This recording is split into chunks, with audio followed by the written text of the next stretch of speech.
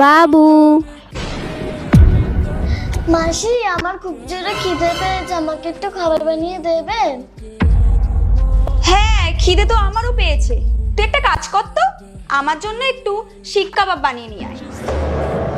মাসি, তুমি তো জানো আমি রান্না করতে পারি না। কালকে আমি রান্না করেছিলাম, আমার হাতটা তো পুড়ে গিয়েছে। হাত পুড়েছে তো কি হয়েছে? কাজ শিখবি না নাকি? শোন, তোর মা আমাদের কাছে রাখতে দিয়েছে মানে এই না আমরা তোকে করে খাওয়াবো।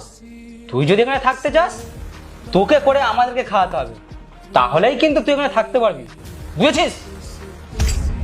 ওর মা ওকে একটু বেশি মাথায় তুলে রেখেছে। বাড়িতে কাজবাজ করতে হয় না তো চাকর বাকর রেখে দিয়েছে।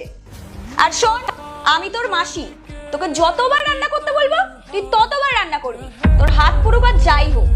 এবার কম কথা আর হাতটা ভালো করে চালা। মাসি, মা তো টাকা পাঠায় আমার জন্য, এখান থেকে টাকা নিয়ে আমাকে একটু খাবার অর্ডার করে দিয়ে দাও।